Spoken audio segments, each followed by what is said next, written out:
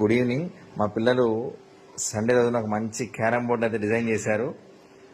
So digital స్క్రీన్కి వచ్చినటువంటి ఈ యొక్క అట్టను తీసుకొని వాళ్ళు ఒక అద్భుతమైన క్యారమ్ బోర్డ్ని తయారు చేశారు. దాంతోపాటు కాయిన్స్ని కూడా తయారు చేశారు, స్ట్రైకర్ని తయారు చేశారు. సో వీటన్నిటిని కూడా ప్లేస్ చేయడం కోసము బాక్స్ కూడా తయారు చేశారు. సో రియల్గా పిల్లలు మామూలు క్రియేటివిటీ లేదండి, అసలు రియలిస్టిక్గా అనిపిస్తూ ఉంది ఆ బోర్డు చూడడానికి. బాబా ఎంత టైం పట్టింది? మధ్యాహ్నం స్టడీ వరకు పట్టింది. Very good. ఈ బోర్డు ఎక్కడ తీసుకున్నారు? ఇది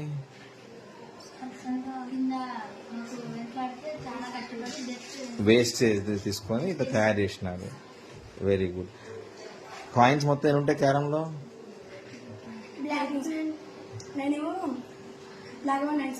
ఓకే ఓకే ఓకే. ఈ క్యారం బోర్డు తయారైన ఆలోచన ఎందుకు వచ్చిందిరా? ఓకే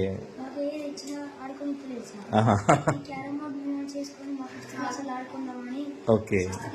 6th క్లాస్ వాళ్ళ వరకు. మీరు 6th క్లాస్ అవుతున్నారు కదా, రైట్, వెరీ గుడ్. ఎలా అనిపిస్తుంది బోర్డు తయారు చేద్దాం అనుకున్నప్పుడు? తయారు చేస్తామనిపించిందా నీకు? చేయగలం అనిపించిందా? మొత్తానికి మీరు అనుకుంటే అవుట్పుట్ వచ్చిందా? అంతకంటే బాగా వచ్చిందా? బాగా వచ్చిందా? అక్షయ్, నువ్వు గమ్ ప్రొవైడ్ చేసావు దీనికి? Very good, very good. Akshay, నీకేం చేసావరా?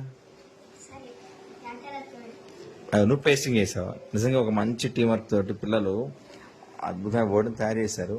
ఎట్లా ఆడతారు ఒకసారి ఆడి చూపించినది ఒకసారి. ఓకే, సరిగా జంప్ అవుతుంది కదా మంచిగా,